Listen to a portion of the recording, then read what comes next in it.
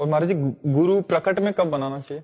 प्रकट में कब गुरु बनाना चाहिए? जब बेचैनी पैदा हो जाए कि अब मुझे गुरु की जरूरत है। मतलब ज्ञान की जरूरत हो, जैसे इन्होंने लिखा ज्ञान अधूरा है गुरु बिन, तो केवल इस पर्पस के लिए ये बात जब इनके अंदर जलन पैदा हो जाएगी कि मैं अधूरा हूं, मुझे इससे संतुष्टि नहीं हो रही, तब गुरु मंत्र ले लेना चाहिए, तब गुरु की शरण में प्रगट में हो जाना चाहिए। केवल सुनना कि राधा नाम जप करो तब मैंने गुरु मान लिया और इससे परम कल्याण हो जाएगा।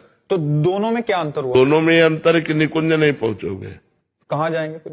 भगवत धाम, भगवत धाम में भगवत प्राप्ति हो जाएगी, आपका आवागमन चक्र रुक जाएगा।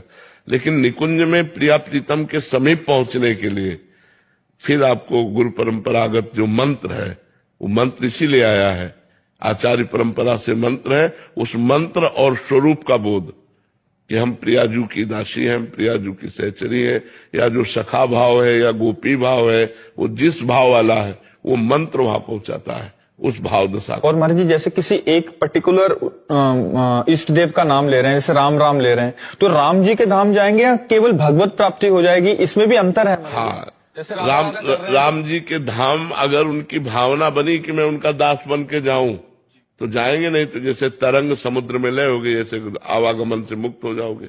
लेकिन राम जी के धाम जाने के लिए राम जी की सिद्ध संत की शरण में होना पड़ेगा और उनसे राम मंत्र लेना पड़ेगा और फिर उस मंत्र के प्रभाव से दास्य भक्ति को ये आचार्य परंपरा इसीलिए बनाई गई है, इसीलिए बनाई। महाराज जैसे राधा राधा जप रहे हैं तो 2-4 महीने तो ठीक है, 1 साल बाद 2 साल बाद एक जानने की इच्छा होती है कि राधा रानी कौन है, फिर इनकी लीलाएं। इसीलिए गुरु की शरण में जाना चाहिए, फिर गुरुदेव का वरण करना चाहिए, फिर मंत्र है, उपासना पद्धति है आचार्य परंपरा की, उसके अनुसार चलना चाहिए। नाम ही वो आसक्ति पैदा करता है। हाँ, नाम जपते रहो, गुरु के प्रति आपकी आसक्ति पैदा हो जाएगी और आप बिना गुरु बनाए रह नहीं सकते। बिना गुरु बनाए आप रह नहीं सकते। फिर आपको लगेगा कि ऐसा है, केवल पढ़ने लिखने से ऐसे बात नहीं बनेगी। हमारा प्रयास इतना, कृपा अपार, तो अपार कृपा से हमारा काम बनेगा, तभी गुरु के चरणों की शरण लेकर के इस मार्ग में चला जाता है।